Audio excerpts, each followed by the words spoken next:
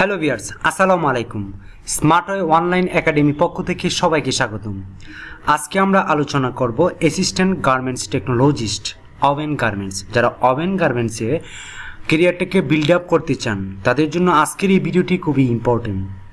Assistant garments technologist technical বিষয় একটি site যেখানে আপনার কেরিয়ারটা অনেক সুন্দর হতে পারে। সো যারা টেক্সটাইল বিএসসি কমপ্লিট করেছেন, ফ্রেশার হিসেবে জয়েন করতে চান, তাদের জন্য আজকের এই ভিডিওটি ভেরি ইম্পর্টেন্ট। সো ভিডিওটা অবশ্যই শেষ অবধি দেখবেন। আর ছোট্ট একটি রিকোয়েস্ট, যদি আমার এই চ্যানেলটা ভালো লাগে থাকে তাহলে অবশ্যই আমাকে সাবস্ক্রাইব করবেন, কারণ আমার এই চ্যানেলে প্রতিদিন job description, job responsibility, garments related যত ধরনের কোয়েশন এবং স্কিল ডেভেলপের জন্য যা যা প্রয়োজন বা যে পজিশনের চাকরি করছেন সকল সমস্যার সমাধান এই চ্যানেলেই। সো এই চ্যানেলে সাবস্ক্রাইব করেই পাশে থাকুন। চলুন আমরা মূল আলোচনায় চলে যাই। Assistant garments technologist. Assistant garments টেকনোলজিস্টের যে কাজগুলো রয়েছে বা কী সে ফলো করতে হবে এবং সে কী অবজারভেশন করবেন সেই বিষয়টি আজকে তুলে ধরার চেষ্টা করছি। অবশ্যই ভিডিওটা শেষ অবধি দেখবেন ধৈর্য সহকারে, কারণ কিছু না কিছু আপনি শিখতে পারবেন। অন্তত 5টা গার্মেন্টস রিলেটেড ইংলিশ শব্দ হলেও শিখতে পারবেন। সো ধৈর্য সহকারে শিখুন, অনেক কিছু জানতে পারবেন, আপনি স্কিলটা অনেক ডেভেলপ হবে। So first of all, ensure that factory has full understanding of the NS normal size development process.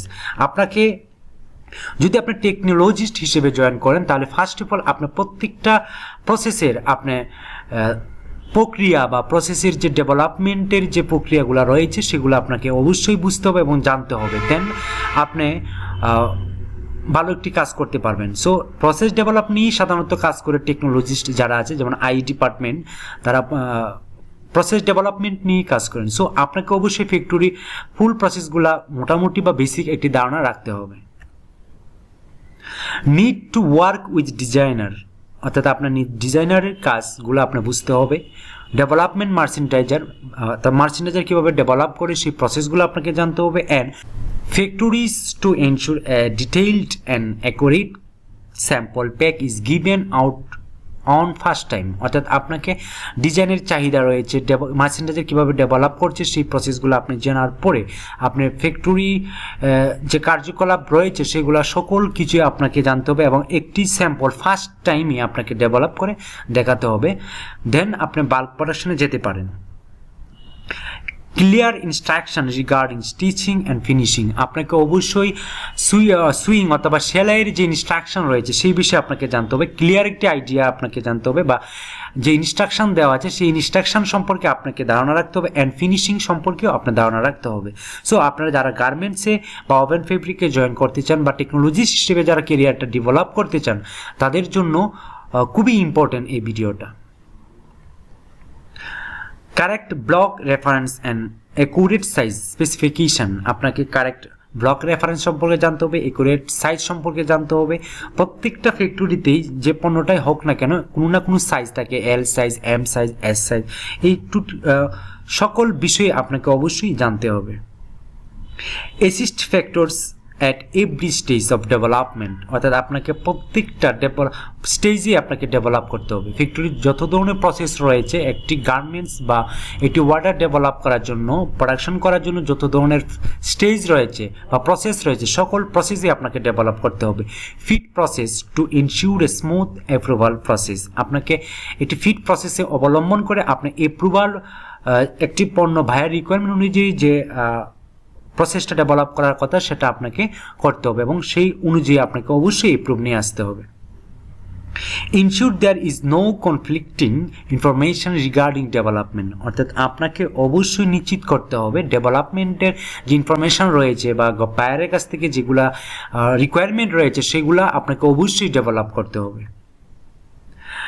Accurately measure and log measurements before sending sample to buying office, আপনাকে বাইং অফিসে কোনো পণ্য বা পিপি পাঠানোর আগে আপনাকে নিশ্চিত করতে হবে 100% মেজারমেন্ট এবং অ্যাকচুয়াল মেজারমেন্ট বা বাইরের চাহিদা অনুযায়ী যে মেজারমেন্ট রয়েছে, মেজারমেন্ট শিট, সেটাকে নিশ্চিত করে আপনি স্যাম্পল বাইং অফিসে পাঠাতে হবে।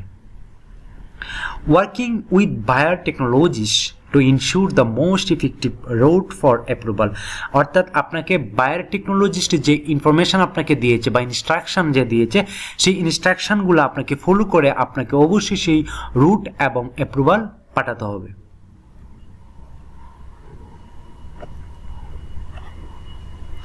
Review comments from buyer technologist, অর্থাৎ আপনাকে অবশ্যই বায়ার যে একটা পিপি পাঠাচ্ছেন সেই পিপিটা কি কমেন্টস করেছে সেটা অবশ্যই আপনাকে রিভিউ করতে হবে এবং সেটা অবজারভেশন করতে হবে। And ensure all points R clearly explain it to our factories, অর্থাৎ আপনাকে সঠিকভাবে এই পয়েন্টগুলো ব্যাখ্যা করতে হবে। এবং যারা আর্টিজেন কাজ করে বা সুপারভাইজার বা প্রোডাকশন অফিসার যারা ম্যানেজার আছে তাদেরকে অবশ্যই এক্সপ্লেইন করে দিতে হবে যে বায়ারে যে ইনস্ট্রাকশন বা যে কমেন্টটা করেছে একটা পিপির উপর সেটা আপনাকে অবশ্যই ক্লিয়ারলিভাবে আপনাকে উপস্থাপন করে ব্যাখ্যা করে দিতে হবে। মেনটেন স্যাম্পল প্রগ্রেস সিটস, অর্থাৎ আপনাকে স্যাম্পল ডেভেলপ করার জন্য স্যাম্পল ফার্স্ট অফ অল আপনাকে ডেভেলপ করতে হবে। ডেভেলপ করার পরে আপনার যে একটা ফ্লো চার্ট রয়েছে সেই ফ্লো চার্টটা বা স্যাম্পল যে উন্নতি করেছেন সেই ডেভেলপ করার কিছু ডকুমেন্টারি শিটগুলো আপনাকে কালেক্ট করতে হবে, মেনটেন করতে হবে অ্যান্ড আপডেট ইন সিস্টেম। এবং এই স্যাম্পলটা কীভাবে ডেভেলপ করেছেন বা প্রসেসটা কীভাবে ডেভেলপ করেছেন সেটাকে অবশ্যই এটি সিস্টেমিক্যালি আপনি নিয়ে আসতে হবে, সেটা ইআরপিতে হোক বা এসিপিতে হোক বা এক্সেলে হোক। আশা করি বুঝতে পারছেন। Monitor success of each supplier in connection to sample accuracy and meeting set dates regarding critical path, অর্থাৎ আপনাকে অবশ্যই সাকসেসের যে কমিউনিকেশন রয়েছে বা আপনি যে কানেকশন করেছেন বা আপনি যে ডেভেলপ করেছেন প্রসেসটা সেই প্রসেসটা সঠিক ওয়েতে বাস্তবায়ন হচ্ছে কিনা এবং স্যাম্পলের সেই প্রসেস অনুযায়ী হচ্ছে কিনা সেই বিষয়টা আপনাকে অবশ্যই মনিটর করতে হবে এবং সেটা মিটিং করতে হবে প্রত্যেক দিন বা সপ্তাহে একদিন মিটিং করে আপনাকে ক্রিটিক্যাল প্যাথগুলো আপনাকে এক্সপ্লেইন করতে হবে, অর্থাৎ আপনাকে তাদেরকে ব্যাখ্যা করে বুঝিয়ে দিতে হবে। অ্যাজ এ অ্যাসিস্ট্যান্ট গার্মেন্টস টেকনোলজিস্টের কাজ হচ্ছে এটি। Generate and maintain, be accountable for workbook consolidation. generate করতে হবে and maintain to accountable করতে হবে for ওয়ার্কবুক, অর্থাৎ ওয়ার্কের যে কাজগুলা যে মেনটেন করেছেন যে কাজগুলো আপনি করেছেন সেই কাজগুলো অবশ্যই ওয়ার্কফ্লোজ কনসোলিডেশন জেনারেট অ্যান্ড মেনটেন, আপনাকে জেনারেট করতে হবে এবং মেনটেন করতে হবে।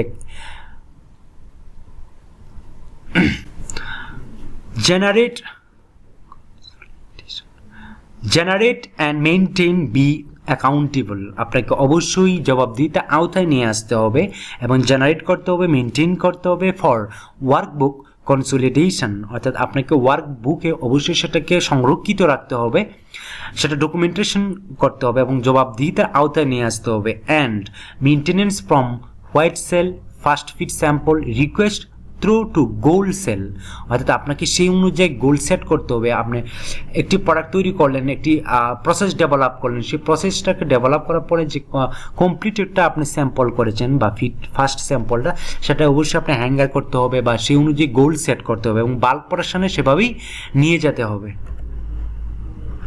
Be responsible for constructive work, অর্থাৎ আপনাকে অবশ্যই গঠনমূলক কাজে দায়িত্ব থাকতে হবে এবং বুক কমেন্টস, অর্থাৎ কমেন্টসগুলো আপনাকে অবশ্যই সংরক্ষণ করতে হবে। Ensuring autonomy at all time, প্রত্যেক সময় আপনাকে অবশ্যই নিশ্চিত করতে হবে যে ডকুমেন্টেশন হচ্ছে কিনা বা গঠনমূলক কাজ হচ্ছে কিনা, প্রসেসটা যে ডেভেলপ করেছেন সেটা সঠিক ওয়েতে হচ্ছে কিনা সেটা আপনাকে নিশ্চিত করতে হবে। আপনাকে অবশ্যই যদি অ্যাসিস্ট্যান্ট গার্মেন্টস টেকনোলজি হিসেবে জয়েন করতে চান তাহলে first of all excellent written, আপনাকে অবশ্যই লিখার চমৎকার একটা লিখার অভিজ্ঞতা থাকতে হবে অ্যান্ড ভার্বাল কমিউনিকেশন, অর্থাৎ আপনাকে মৌখিক কমিউনিকেশন করতে হবে in both English and Bangla, Bangla এবং ইংলিশ দুটোই আপনার পারদর্শী থাকতে হবে। যেহেতু এটা বাইং হাউসের সাথে রিলেটেড বা টেকনোলজিস্ট হিসেবে রিলেটেড, তা অবশ্যই আপনাকে ইংলিশ এবং বাংলা ভালো করে জানতে হবে।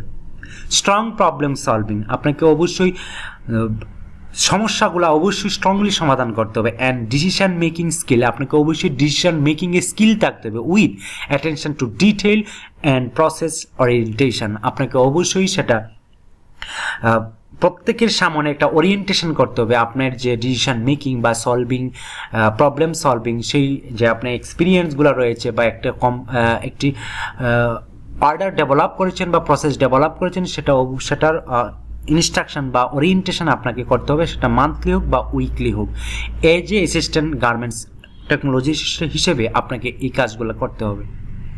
Finally proven ability to lead, অর্থাৎ আপনার একটা লিডারশিপ পাওয়ার থাকতে হবে বা নেতৃত্বের একটা পাওয়ার থাকতে হবে, ইনফ্লুয়েন্স প্রভাব থাকতে হবে, ক্ষমতা থাকতে হবে, and work across the organisation, অর্থাৎ অর্গানাইজেশনের জন্য আপনার ভালো অ্যাটিটিউড থাকতে হবে, দৃষ্টিভঙ্গি থাকতে হবে। আপনি যদি ফার্স্ট অফ অল আপনি যতই কাজ করেন না কেন, যতই স্কিল থাকে কেন, আপনি অ্যাটিটিউড যদি আপনার খারাপ থাকে তাহলে কিন্তু ভালো কিছু করতে পারবেন না জীবনে। সো স্কিলের পাশাপাশি অবশ্যই পজিটিভ থিঙ্কিং আপনাকে থাকতে হবে। আপনি স্কিল ডেভেলপ যতই করেন না কেন, আপনি যদি পজিটিভ থিঙ্কিং না থাকে বা কোম্পানির স্বার্থে যদি আপনি কাজ না করেন তাহলে আপনাকে কিন্তু রাখবে না। সো বুঝতে পারছেন যে অ্যাটিটিউডটা ভেরি ভেরি ইম্পর্টেন্ট একটি বিষয়, এবং আপনার লিডারশিপ, প্রভাব, কমিউনিকেশন, এই বিষয়গুলো অবশ্যই আপনাকে নজর রাখতে হবে। সো আশা করি এই ভিডিও থেকে আসলে কিছু না কিছু শিখতে পারছেন। যদি কিছু জেনে থাকেন বা ওয়ার্ড যদি আপনার ভালো লাগে থাকে তাহলে অবশ্যই আমাকে সাবস্ক্রাইব করবেন। এতক্ষণ ভিডিওটা দেখার জন্য অসংখ্য ধন্যবাদ। আজকে এই পর্যন্তই। ভালো থাকবেন, সুস্থ থাকবেন। আল্লাহ হাফেজ।